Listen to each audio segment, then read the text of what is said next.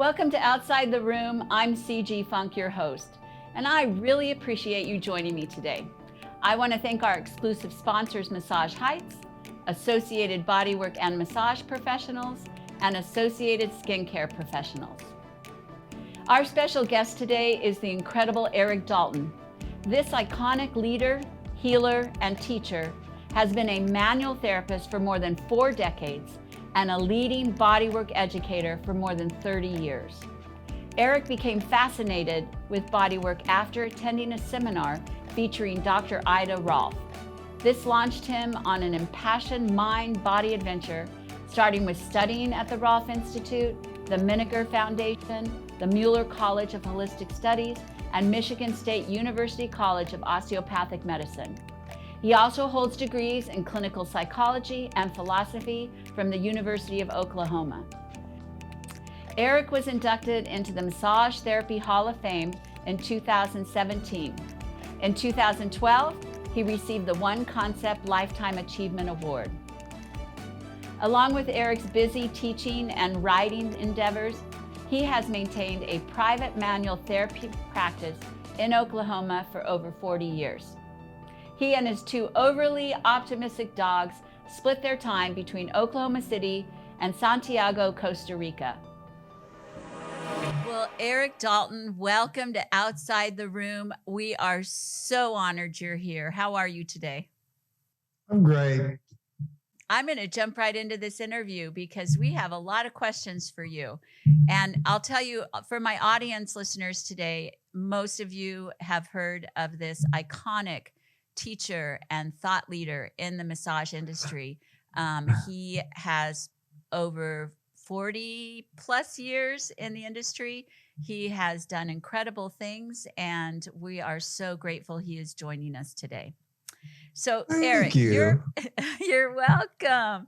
Your first career. You're embarrassing me. Oh, well, it's good to get a little, a little kudos, Yeah, definitely. Hey, listen, your first career had nothing to do with bodywork. You were a famous rock and roll musician. And I am so curious, from the rock and roll world, how did you end up at a seminar with Ida Rolf? And about what year was this? Let's see now. Our band actually was playing in San Francisco at Fillmore West, and the drummer for Janis Joplin, David Getz, or Stan Getz, David Getz, yeah. I was watching him play, and he was playing so much better, and I asked him why, just complimenting him on his drumming, and he was saying that some old lady named Ralph, Dr. Ralph, had worked him over and made him bring his drums in, set up his drums so he was sitting up straighter, and that he was just playing better. So anyway, after we finished this Fillmore West gig, we were playing at actually Merv Griffith's club in Carmel Valley, and I was walking down to the health food store down at the Pacific Coast Highway right by Esalen, and walking out of there and saw on the board that Dr. Ida Rolf was going to be presenting with Fritz Perls at Esalen that night, Monday night, our only night off. So I thought maybe that's the same gal. So I hiked over there, got in there late, and there they were. I went to see really Fritz Perls. My background psychology. That was what my first career was. Actually, my first career was tap dancing, then psychology, and then music. But anyway, so I went to see mainly Fritz because I was interested in that. And Ida was there, and she blew my mind. She was just unbelievable in this demonstration workshop that she did there. So, I tried to find a Rolfer as soon as I got back to LA, and couldn't find anybody. Finally, I got to San Diego. I was actually teaching nutrition in San Diego in 78, 79.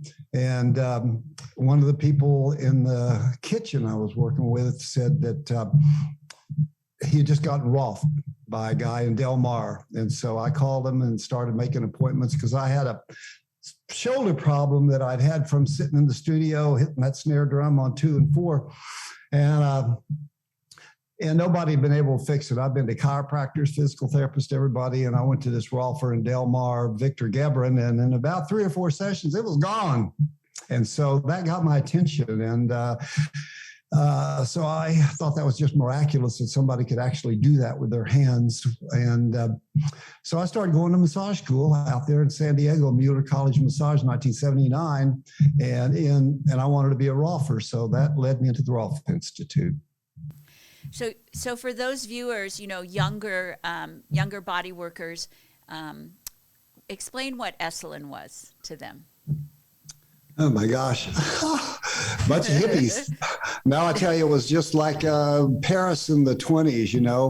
It was a uniting of souls, all sorts of people from the top mind-body psychologists in the world were coming together at Esalen. All the bodywork people were coming together in Esalen. It was so gorgeous, of course, there, and it was just a lot of mind-body stuff back there, which at the time, there was not much science on it. And right now it's become so popular because everybody is relating how important it is to incorporate those skills, being able to communication skills with your clients or patients. And so that was really the beginning of it. It was at Esalen. I mean, it happened a little bit in the 50s, but then in the 70s and 80s, Esalen was really a hot spot.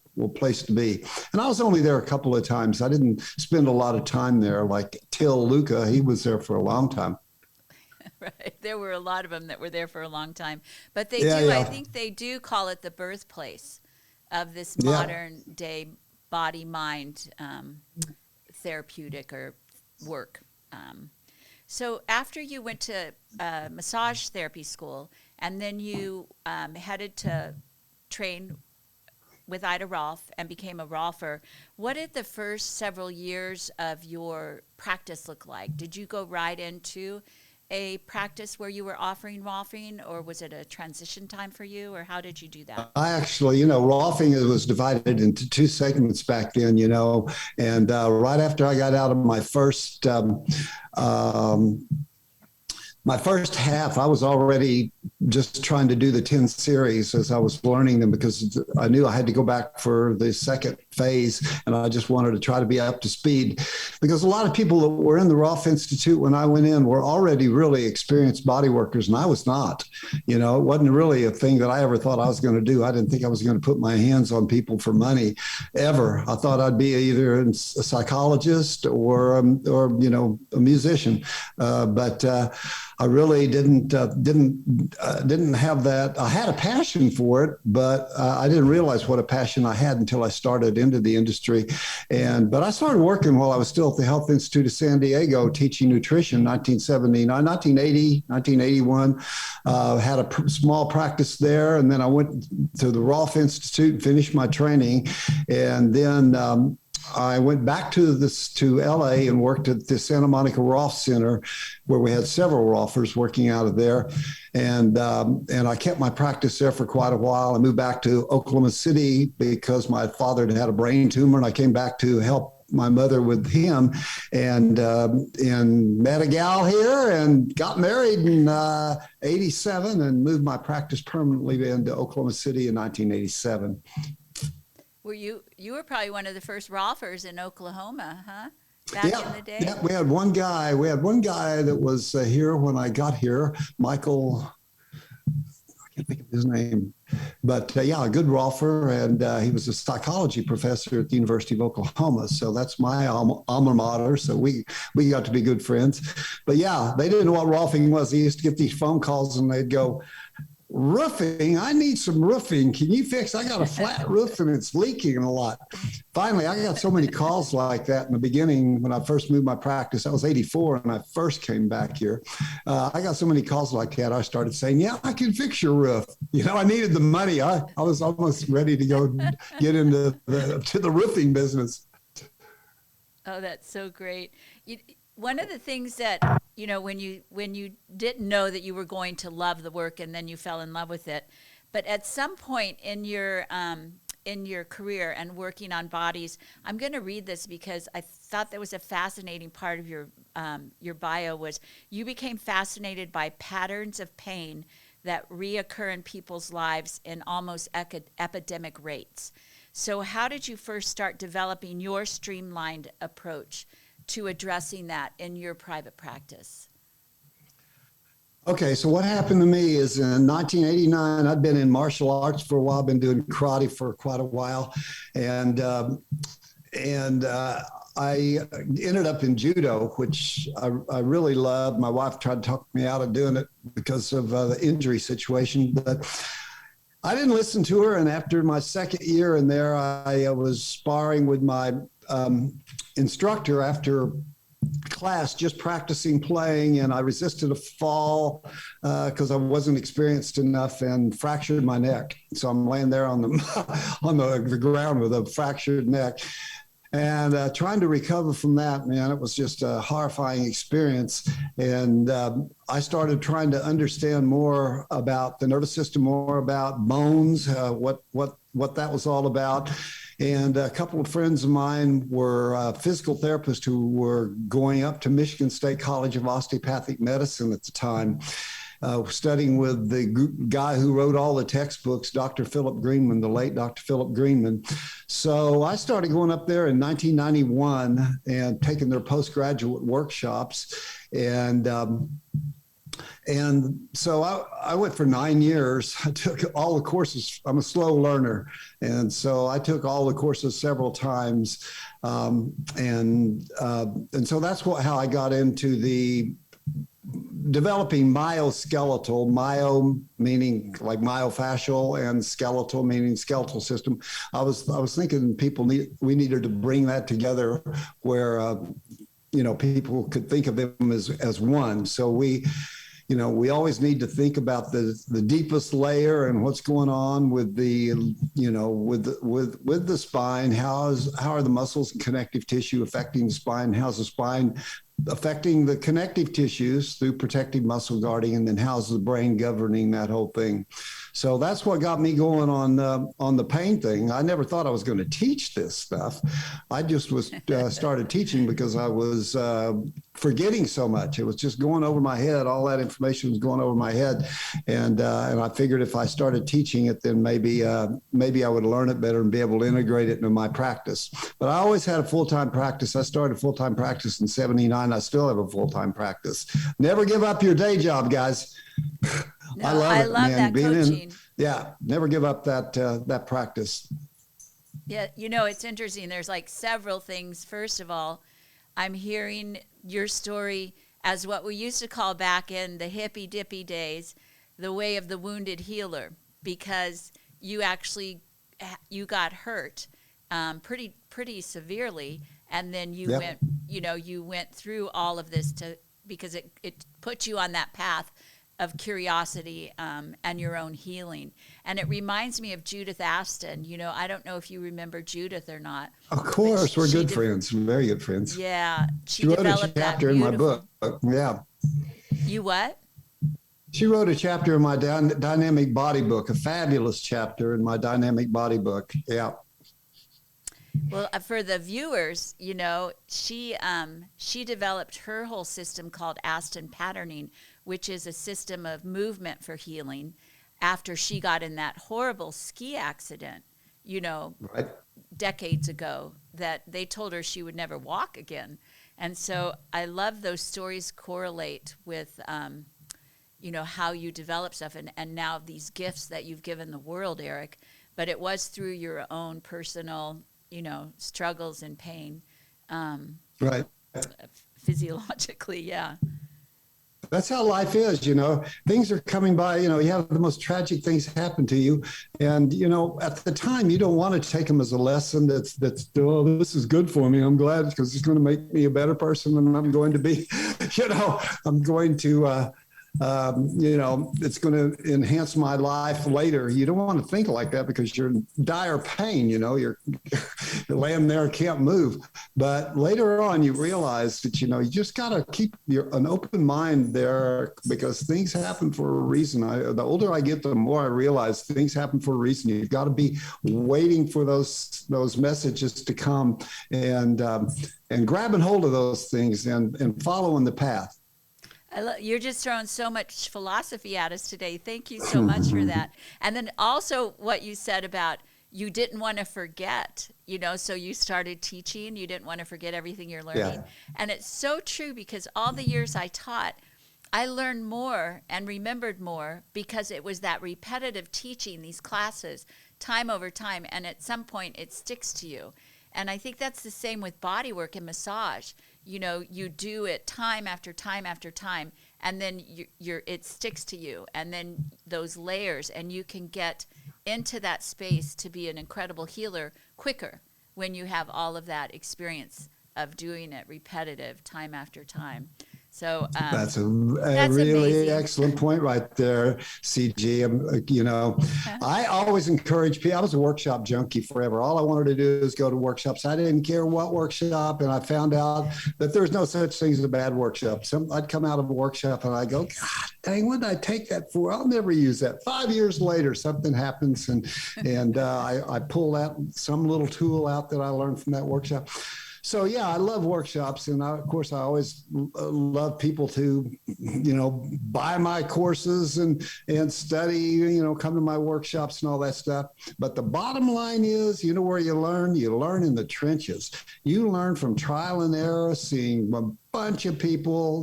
One time I was seeing for 14 years, I was seeing 36 people a week. And I loved it. Then one day I was standing out in the hall, had an office on the lake. I'm standing out in the hall. My daughter comes in. She goes, Daddy, what are you doing? And I go, I don't know. She goes, no, really, what are you doing? And I go, I don't know. I had cabin fever. I was standing there, emotionally being in the office too much. 7 days a week. I was working 7 days a week. So don't get that. Don't go that far. I have an obsessive compulsive personality. My wife used to say, you have a laser beam right here where your third eye is, and wherever that laser beam points is where you obsess. That's good too. We're going to have to write all these down, Erik. They're just coming out of you today. Personality disorder. Yeah, I'm still like that. Yeah. But I tell you what, I've never liked public speaking. I've always been totally fearful of public speaking, and I never wanted to teach. I never liked to teach. Still don't really like to teach that much. I like it once we get it all set up and everything. Once I get on stage and everything, it's all right. But as far as getting into it, because I wanted to be a teacher, that was never my goal. I always wanted to be in the workshop learning, because learning is still the thing that I love best. And that's what I really miss. I miss a lot of our the conventions and conferences and things like that. We just don't have as many of them as we used to. And I really miss connecting with all of my friends and meeting a bunch of new people and learning. I always want to be a student, As we all should be. Now, I'm going back to you now because I want to get all of your story, but you were trailblazing when you made the connection between mind and body and how physical pain is connected to the nervous system. And I know there were other schools of thought out there and there were other people doing this, but through that and through learning that and through realizing that, you created the myoskeletal alignment techniques system. So tell us more about that system and how it came about. Well, again, it's kind of trial and error. I'd bring a bunch of stuff home from the osteopathic stuff, bring a bunch of stuff home from Rolfing and a lot of psychology things. I was also taking a lot of biofeedback things at the time up at Miniger Foundation with Dr. Elmer Green. And so I was just, what you do is, you don't plan this stuff out. This just happens in stages. You just start picking stuff up and then finally you go, I've got to teach it. And, get it out there. My first workshop was in 1994 in my big pink garage on the lake over here.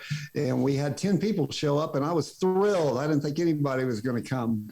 And our last workshop here in Oklahoma City, we had this last June, we had 240 therapists in there and 22 teaching assistants and the whole Freedom from Pain Institute staff. And it was quite an event. And I really like that. I'm trying to encourage more of those large events so a whole bunch of people can connect. When you get a lot of people in a room like that, if you've got it organized right, the energy of people locking in together is just something you don't get in a small workshop. I mean, I love small workshops, hands-on workshops, but there's something about all that energy and all that connecting and all that going out dancing, and stuff at night that gives you a connection that friends for life. You make friends for life and it inspires you. I've been talking to a lot of my fellow educators over the years. James Wozlowski is one of my good friends and Until and a couple of my teachers that are teaching for me now. And I keep saying, our job is really to inspire people. There's a bunch of people teaching stuff out there, all these great instructors and all these massage schools.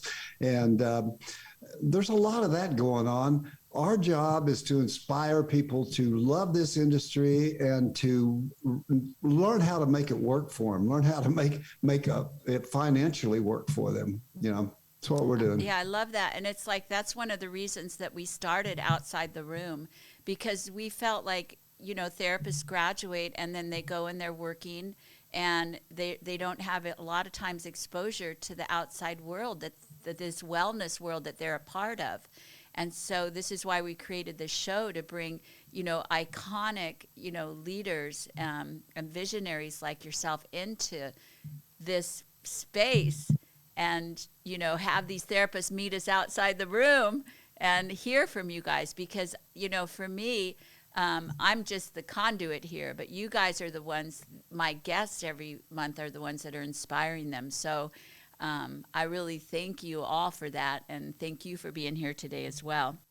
Before we wrap up today, I want to just tell everybody that you can visit Erik Dalton's website and find out all about his home study courses for body workers that are amazing. And he also, this incredible man, also has written 3 best-selling textbooks, and he does have a library of online CEU training and also some of these in-person trainings that it sounds like might not be as available anymore. And it's funny because I was going to ask you that question about, are you living your passion? You have lived your passion through these last 40, 45 years, yes? Oh, yeah. Always. Yeah, I've enjoyed it all, man. I'm a present and future guy, no past for me. So, yeah. We have, like I say, what I'm most proud of, there are 2 things I'm most proud of. And one is that we, about 10 years ago, we started this Master Myoskeletal Therapist program, a 210-hour certification program. We have over 200 people who have completed that now. And so there's some fabulous therapists that are coming in there. They're all listed on my website.